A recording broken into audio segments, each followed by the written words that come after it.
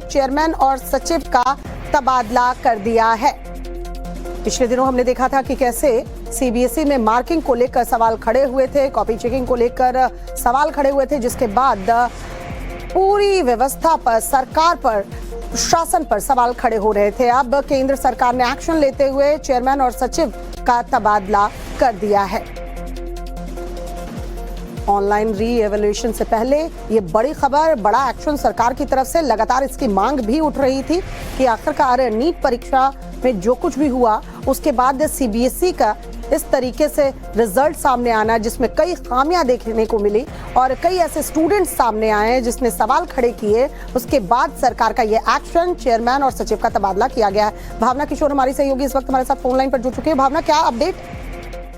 बिल्कुल, इस वक्त की सबसे बड़ी खबर यही है कि जिस तरह से सीबीएसई द्वारा लगातार ओएसएम प्रक्रिया को लेकर सवाल उठाए जा रहे थे और इसी बीच अब ये बड़ी खबर सामने आई है कि सीबीएसई के अध्यक्ष और सचिव का तबादला कर दिया गया है। ये अपने आप में बहुत बड़ी चीज है क्योंकि सुबह से ही हम ओएसएम जो सिस्टम है और वो किस तरह से लागू किया गया, सीबीएसई ने कैसे कॉन्ट्रैक्ट दिया, इसके ऊपर लगातार हम चर्चा कर रहे थे। शिक्षा मंत्रालय इसको लेकर जांच भी कर रहा था कि क्या आधार था जब उसको टेंडर मिला, क्योंकि उसकी क्या उसकी क्षमता थी या फिर नियमों को ताक पर रखकर उसे टेंडर दिया गया। तो तमाम सवालों के बीच सीबीएसई जो है घिरा हुआ था। आप देखिए, पिछले 20 दिन से लाखों बच्चे जो है इस वक्त परेशान है और ओएसएम की जो सिस्टम जो शुरू होने के बाद से ये सवाल उठ रहे थे कि क्या ये सिस्टम सक्सेसफुल होगा, लेकिन रिजल्ट आने के बाद आपने तस्वीरें देखी कि बच्चे जो है वो बहुत ज्यादा परेशान थे। फिलहाल अगर बात की जाए तो ये अपने आप में बहुत बड़ी खबर है। अब देखना होगा कि आगे किस तरह से शिक्षा मंत्रालय इस पूरे मामले को लेता है। लेकिन इसी बीच जो अब समिति की जो अध्यक्षता है वो जो है एस राधा चौहान करेंगे और आगे की जो जांच प्रक्रिया है वो अब की जाएगी कि आखिर क्या इसके पीछे क्या और भी लोग इन्वॉल्व है।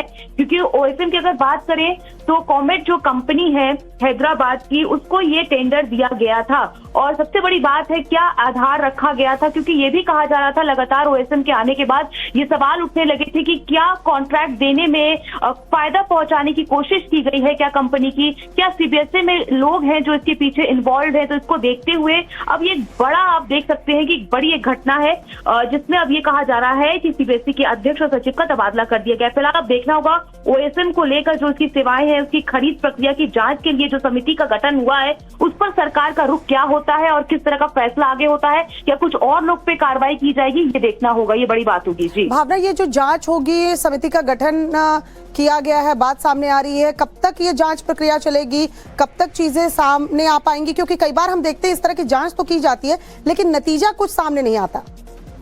नहीं, बिल्कुल आपने सही बात कहा कि इस तरह की जांच होती है लेकिन कोई भी नतीजा नहीं है सामने आता। लेकिन आपको ये समझना होगा कि लाखों बच्चों के भविष्य का सवाल है। 17 लाख से ज्यादा बच्चों ने सीबीएसई अगर बात करें 12वीं की परीक्षा दी थी और ओएसएम से सिस्टम जो पहली बार देश में लागू किया गया था ये कह के कि इसमें ट्रांसपेरेंसी अपनाई जाएगी और इससे कैलकुलेशन में कोई प्रॉब्लम नहीं होगा। बच्चों की तो मार्क्स में कभी कभार मैनुअली जब कॉपी चेक होती थी तो गड़बड़ियां होती थी, ये सब बातें कही गई थी। लेकिन आपने देखा कि किस तरह की रिजल्ट सामने आए, लोगों की कॉपी नहीं चेक हुए, एक्सचेंज हो गई कॉपीज, उसके अलावा कई सारी सप्लीमेंट्री कॉपीज लापता थी। तो ओएसएम पे सवाल उठने लगे थे और जब सवाल उठने लगे उसके बाद कंपनी के ऊपर भी सवाल उठने लगा कि जो कंपनी को ये टेंडर दिया गया था क्या किस तरह की लापरवाही बरती गई, क्या किसी तरह का फायदा पाने की कोशिश की गई। अब सरकार ने आज सुबह जो हमारे सोर्सेज बता रहे थे कि किस तरह से शिक्षा मंत्रालय ने कल से ही सारे जो उनके पास दस्तावेज है वो इकट्ठा शुरू कर दिए थे और उस पर जांच जो है वो कल से ही शुरू हो चुकी है। जांच अभी से नहीं, कल से ही शिक्षा मंत्रालय ने शुरू कर दी थी। इसके ऊपर आखिर कौन इन्वॉल्व है, कितने अधिकारी इन्वॉल्व है और भी कौन कौन इसके पीछे है। और अब जाके अब अगर बात की जाए तो खरीद प्रक्रिया की जांच के लिए अब एक समिति का भी गठन कर दिया गया है। फिलहाल सबसे बड़ी खबर यही है कि सीबीएसई के अध्यक्ष और सचिव का तबादला इस पूरे मामले में दिया गया। अगर बात करें तो आप देखिए कितने बार पोर्टल को लेकर ये जानकारी सामने आई, घंटों बच्चे इंतजार करते रहे लेकिन पोर्टल समय पर शुरू नहीं हुआ।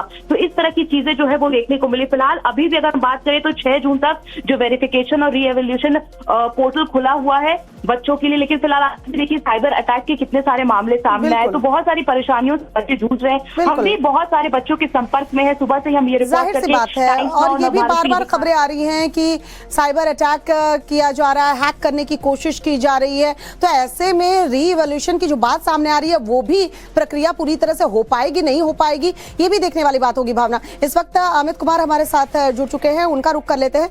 अमित, ये बड़ा एक्शन सरकार की तरफ से, एक्शन बहुत पहले नहीं ले लेना चाहिए था?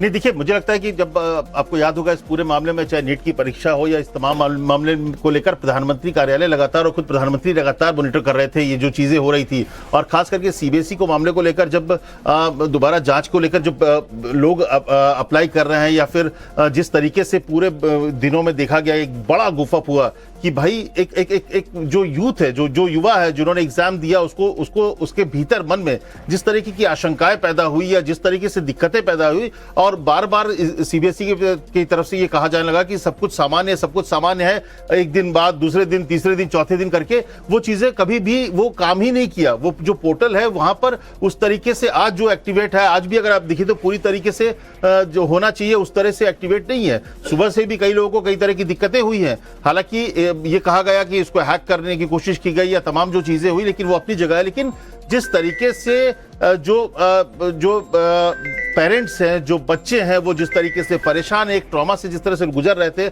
इसके बाद प्रधानमंत्री कार्यालय की तरफ से आप कह सकते हैं कि बड़ा एक्शन लिया गया है। और ये एक्शन जरूरी था, क्योंकि पिछले कुछ दिनों से जो भी घटनाएं हुई, चाहे नीट को लेकर हुई या सीबीएसई को लेकर हुई, जिसको लेकर कई तरह की आशंकाएं जब बच्चों के मन में, बच्चों के पेरेंट्स के मन में जब आने लगी थी, तो ऐसे में जरूरी था कि एक बड़ा कदम उठाया जाए। और मोदी सरकार ने एक बड़ा कदम उठाते हुए सीबीएसई के चेयरमैन और सेक्रेटरी को हटाया है। और मुझे लगता है ये एक कदम है जो कि एक संदेश भी है कि इस तरह की चीजों को बर्दाश्त नहीं किया जाएगा। बच्चों के भविष्य को लेकर किसी भी तरह की कोताही को बर्दाश्त नहीं की जाएगी, और इसीलिए ये एक्शन लिया गया है। और मुझे लगता है इस मैटर पर सरकार बहुत गंभीर है, और किसी भी तरीके से किसी भी बच्चे के साथ इनजस्टिस हो, ये ना हो। और इसके लिए जरूरी है कि जो भी कदम उठाने जाए वो उठा रही है। और इसी के तहत एक आप कह सकते हैं कि एक बड़ा कदम सरकार की तरफ से है कि दोनों को वहां से उनके पदों से हटाया गया, ट्रांसफर किया गया। जी अमित, एक और बात सामने आ रही है कि ओएसएम की जो प्रक्रिया है उसकी जांच भी कराई जाएगी, उसके लिए भी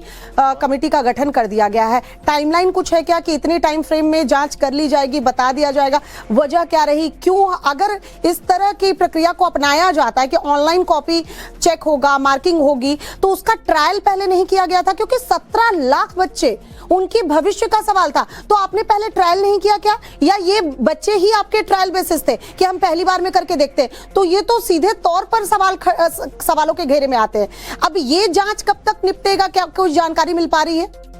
नहीं, देखिए, इस पूरे मामले को लेकर निश्चित तौर पर जो हुआ यहाँ पर, क्योंकि ऑब्वियसली 17 लाख बच्चों का भविष्य था, और बच्चों ने जब रिजल्ट के बाद एक तरह से री एग्जामिन के लिए जब आप पोर्टल में अप्लाई करेंगे, क्योंकि यहाँ पर देखिए ये इस सिस्टम को लेकर सवाल इसलिए भी खड़े हो रहे हैं क्योंकि अगर आप, जैसा कि आपने भी कहा कि क्या उसको लेकर पहले से तैयारी नहीं थी, क्या उनको अंदाजा नहीं था कि इस तरह से इतने बच्चे होंगे जो कि इसके लिए दोबारा पेपर को चेक करने के लिए अप्लाई करेंगे? क्या वो जो सिस्टम बनाया गया था वो पूरी तरह से बेकार हो गया, पूरी तरह से फेल हो गया? और इसके बाद जो बच्चों के मन में एक तरह से आप कह सकते हैं कि मेरे घर में भी बच्चे हैं, आपके घर में भी बच्चे होंगे, और ये जो एक ट्रॉमा होता है, एक पेरेंट्स को होता है, क्योंकि कोई जो बोर्ड का एग्जाम कोई बच्चा नहीं देता, पूरा परिवार देता है। और ऐसे में अगर इस तरह की घटनाएं होती हैं तो पूरा परिवार एक ट्रॉमा से गुजरता है। कई तरह के आपने देखा नीट के परीक्षा को लेकर जो लीक होने के बाद जो घटनाएं हुई, इसी तरह से कई बच्चे हैं जो कि इस पूरे मामले में बता भी रहे हैं कि गड़बड़ियां हो रही है, लेकिन इसके बावजूद अगर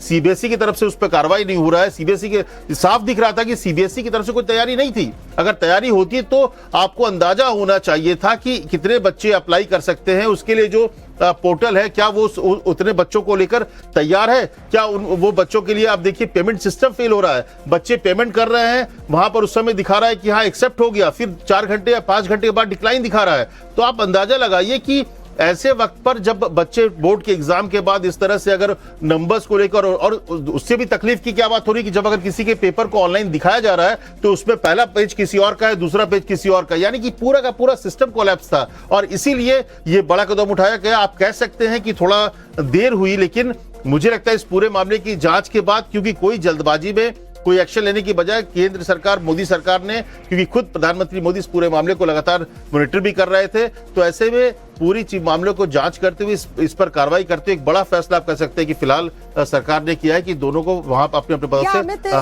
है। इस फैसले के पीछे एक वजह क्या ये भी हो सकती है अमित कि सीबीएसई ने कहीं ना कहीं अपनी छवि सुधारने की कोशिश की, उन मुद्दों पर ध्यान नहीं दिया? जब पहला केस सामने आया तो सीबीएसई शायद मान नहीं रहा था कि ऐसा कुछ है, और यही वजह है कि गुस्सा और फूट पड़ा। नहीं, ये सीबीएसई के साथ भी है, एनटीए के साथ भी, कि वो पिछले कुछ दिनों में जो घटनाएं घट रही है उसको वो मानने को तैयार ही नहीं हो रहा है। अगर ये चीजें पहले दिन ही मान ली गई होती कि ये समस्याएं हैं तो शायद ये बातें इतनी आगे बढ़ती नहीं, क्योंकि इस चीज को लेकर पहले दिन ही जब पोर्टल को खोला गया उसी दिन से ये दिक्कतें आ रही थी, लेकिन इसके बावजूद सीबीएसई इस बात को समझने को तैयार नहीं था और लगातार बच्चों ने इस बात को दिखाया कि कैसे जो पेपर्स जो दिखाए जा रहे हैं उनको दिए जा रहे हैं, वो पेपर्स में भी गलती है, उनके जो आंसर शीट है उसमें गलतियां हैं। और यही वजह है कि ये एक्शन लेना पड़ा सरकार को। लेकिन देखते हैं कि जांच कमेटी बिठाई जाएगी, उसमें क्या कुछ गुफअप सामने आते हैं।